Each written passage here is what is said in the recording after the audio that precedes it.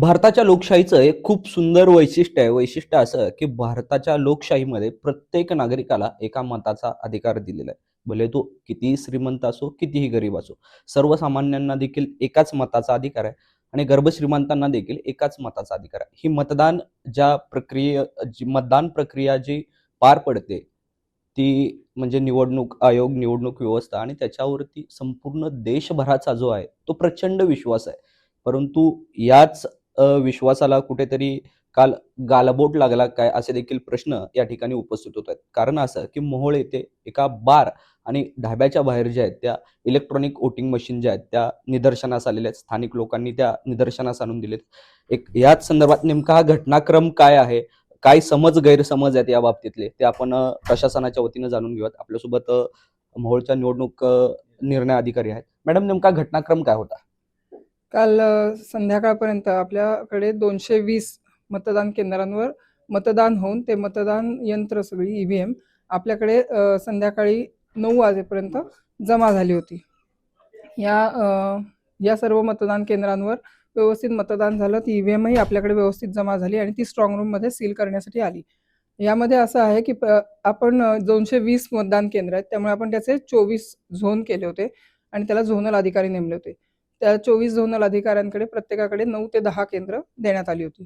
त्या 9 ते 10 केंद्रांवर ऐन मतदानाच्या वेळेला जर का काही अडचण आली तर त्यावेळेला त्या केंद्रावर जर का ईव्हीएम खराब झालं तर ते ईव्हीएम रिप्लेस करता यावं याच्यासाठी प्रत्येक झोनल अधिकाऱ्याकडे 2 राखीव ईव्हीएम तयार करून दिली होती. तर यापैकी जो घटना घडली आहे त्या बाबतीत असं घडलंय की सर्व मशीन्स जी पोल्ड ईव्हीएम होती ती आपल्याकडे जमा झाली. त्याच्यानंतर जी राखीव ईव्हीएम आहेत त्या राखीव ईव्हीएमच्या बाबतीत असं घडलं की ते जे झोनल अधिकारी होते त्यांनी ती ईव्हीएम जमा केली नाहीत आणि ती जमा का केली नाहीत याच्यासाठी आम्ही त्यांना पुकारलं होतं. तेव्हा ते येतो 5 मिनिटात येतो असं म्हणाले, परंतु ते का आले नाहीत ह्याच्यासाठी आम्ही त्यांना फोन केला. तेव्हा घटनाक्रम लक्षात आला की त्यांच्याकडून जेव्हा ते पूर्ण सगळे ईव्हीएम घेऊन केंद्रावर आले, आमच्या साहित्य जिथं रिसिव्हिंग आहे त्या गोडाऊनला आले, तेव्हा त्यांच्याबरोबर ती ईव्हीएम होती. ती ईव्हीएम त्यांच्या गाडीत होती. ती गाडीमधनं ते उतरले. सर्व साहित्य देण्यासाठी ते टेबल जी दिलेली असतात त्याच्यावर आले. परंतु ते उतरत असताना त्यांच्याबरोबर जो सहाय्यक होता आणि जो पोलीस होता ते पण उतरले. गाडीतनं बाकी सामान निघालं, परंतु ईव्हीएम त्या गाडीत तशीच राहिली आणि गाडी चालकालाही असं वाटलं की सगळं उतरलंय म्हणून तो निघून गेला. आम्ही जेव्हा राखीव ईव्हीएम जमा झाली नाहीत असं त्यांना सांगितलं. हा साधारण पिरियड असेल एक 20 ते 25 मिनिटाचा. याच्यामध्ये तेव्हा जेव्हा सांगितलं तेव्हा त्यांच्या लक्षात आलं की गाडीत ईव्हीएम आहे म्हणून ते परत गेले. तेव्हा त्यांच्या लक्षात आलं गाडी निघून गेली. गाडी निघून गेली म्हणून त्यांनी गाडीवाल्याला फोन केला. गाडीवाला म्हणला की गाडी ज्यांची होती त्यांच्या इथे गाडी लावून मी गेलो आहे घरी. मग त्यांनी त्या जे मालक होते, गाडी मालक, त्यांना फोन केला. त्यांनी असं सांगितलं की माझी पानटपरी आहे, ते मी काम चालू आहे, मी काय ती गाडी घेऊन येऊ शकत नाही. म्हणून ते गाडी घेण्यासाठी आणि ती ईव्हीएम ताब्यात घेण्यासाठी स्वतःची गाडी घेऊन त्या तिथे गेले. तर ही गाडी कुठे होती तर ही स्वराज म्हणून एक ढाबा आहे तिथंच बाहेर त्यांची ती पानटपरी आहे तिथं लावलेली होती. आणि मग ते तिथे पोहोचेपर्यंत असं घडलं की त्या गाडीतनं कोणीतरी ती ईव्हीएम बाहेर काढली आणि ती खाली ठेवून त्याचं शूटिंग केलं. तोपर्यंत हे पोहोचले, ती गाडी ते परत ईव्हीएम ताब्यात घेत असताना पुढचा सगळा प्रकार घडलेला आहे. त्यामुळे एक तर पहिली गोष्ट ही आहे की पोल्ड ईव्हीएम आमच्या ताब्यात आहेत, ती सगळी व्यवस्थित होती. दुसरं, ही राखीव होती ज्याच्यामध्ये कुठलंही मतदान झालेलं नाही. तिसरी गोष्ट अशी महत्त्वाची आहे ह्याच्यामध्ये की या सगळ्या जे मतदान केंद्रावर जे ईव्हीएम जातात त्याचे नंबर आम्ही त्या लोकांना दिलेले होते. त्यामुळे जी मतदान केंद्रावर गेली तीच परत आली हेही लोकांनी रजिस्टर करून घेतलेलं आहे. त्यामुळे ही राखीवची जी आहे ती राखीवची तशीच आहे हेही त्यांना माहिती आहे. ती राखीवची जी आहे ती ईव्हीएम मशीन होते असं सांगितलं जातं. परंतु सर, ही जी गोष्ट आहे की एखाद्या ढाब्यावरती किंवा एखाद्या बारच्या ठिकाणी अशा पद्धतीनं लोकशाहीचा ज्या इलेक्ट्रॉनिक वोटिंग मशीनवरती जो विश्वास आहे तो एखाद्या ढाब्यावरती एखाद्या बारच्या ठिकाणी ठेवणं कितपत योग्य वाटतं तुम्हाला?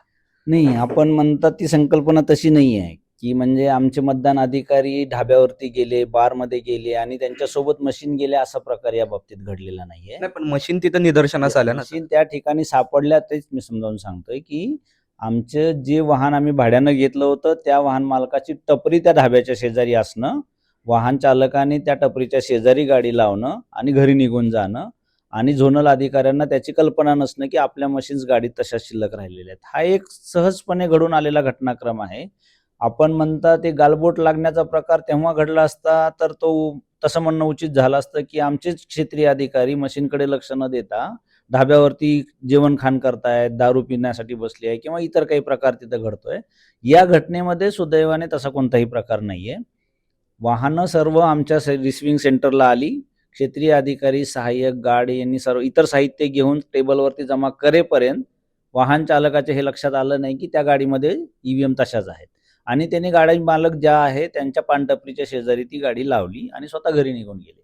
एवढा एकच साधा सरळ घटनाक्रम आहे. यामध्ये कृपा करून कुणीही म्हणजे असं ब्लेम करणं आम्हाला असं वाटतं की ते त्या अधिकारी कर्मचाऱ्यांवरती देखील अन्यायकारक आहे की जे त्या हॉटेलशी कसल्याही प्रकारे संबंधित नव्हते. ब्लेम नाही करत, तिथं निदर्शनास आल्या म्हणून बरं. ही बाब झाली. आणि दुसरी गोष्ट अशी आहे की त्या ईव्हीएम मशीन खाली नेमक्या कोण उतरवल्या गाडीतून वगैरे? मोस्टली आमच्या अंदाजानुसार जेव्हा आमच्या क्षेत्रीय अधिकाऱ्यांनी वाहन चालकाशी संपर्क साधला, त्याने घरी आहे असं सांगितलं. त्यांनी वाहन मालकाशी संपर्क साधला, त्यांनी हे सांगितलं की मी पानटपरी चालवतोय, मला येता येणं शक्य नाहीये. कदाचित त्या वाहन मालकानेच ती वाहनातून बघून म्हणजे खात्री करण्यासाठी कदाचित बाहेर काढले असतील. बाय दॅट टाइम हॉटेल असल्यामुळे तिथं इतर नागरिक जमा झाले आणि त्यांच्या मोबाईलमध्ये व्हिडिओमध्ये या ईव्हीएम निदर्शनास आले. मग ज्यांनी प्रशासनाच्या अधिकाऱ्यांनी जर त्या गाडीतून म्हणजे जी गाडी सरकारीच म्हणावं लागेल ती गाडी, हां. त्या गाडीतून जर परस्पर बाहेर काढली असतील तर अशा नागरिकांवरती काय कारवाई वगैरे करणार आहेत जर ते नाही, आम्ही- निदर्शनास आलं तर? आम्ही आमच्यासाठी ईव्हीएम ताब्यात आम्ही क्षेत्रीय अधिकाऱ्यांना दिलेल्या होत्या. त्यामुळे क्षेत्रीय अधिकारी आणि त्यांची टीम याच्यामध्ये थोडीशी गलथानपणे त्यांनी काम केलं असं आमचं मत आहे. त्यांच्या निष्काळजीपणाबद्दल आम्ही त्यांचे खुलासेही घेत आहोत आणि त्यांच्यावर कारवाई देखील प्रस्तावित करीत आहोत. परंतु म्हणजे उत्सुकतेपोटी कदाचित मालकानेही काढली असेल तर त्याचं जर आज व्हिडिओ चित्रीकरण उपलब्ध नसेल तर आम्हाला ती कारवाई करता येणं अवघड आहे.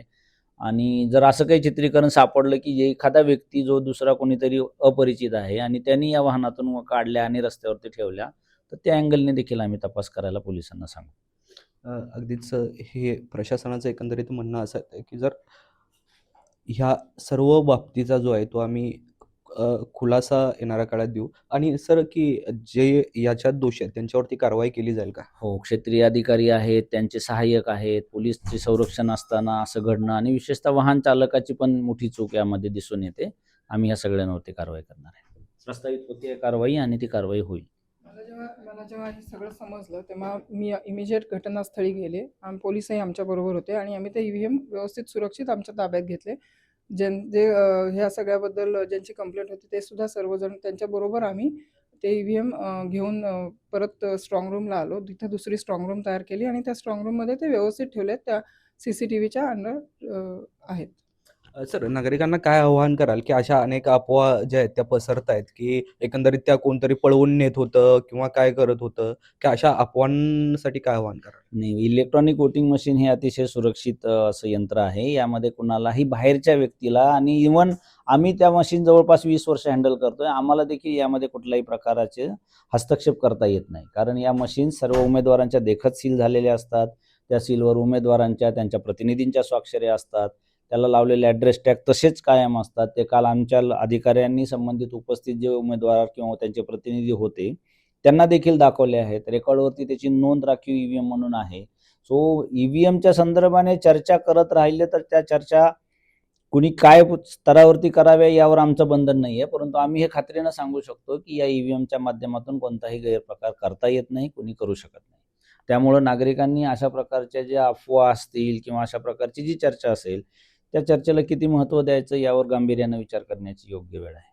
अगदीच की प्रशासनानं हे त्यांचं म्हणणं स्पष्ट केलेलं आहे की त्या ज्या ईव्हीएम्स होत्या त्या राखीव होत्या की ज्याच्यामध्ये कोणत्याही पद्धतीचं मतदान झालेलं नाही आणि कोणीही त्या ईव्हीएम बाहेर पळवून नेण्याचा वगैरे प्रयत्न करत नव्हतं. प्रशासनाच्या निष्काळजीपणामुळे म्हणा काही प्रमाणात किंवा चुकांमुळे त्या ईव्हीएम ज्या आहेत त्या तिथं राहिल्याचं स्पष्टीकरण या ठिकाणी दिलेलं आहे. व्हिडिओ जर्नलिस्ट विजय आवटे यांच्यासह सौरभ वाघमारे, NDTV मराठी, सोलापूर.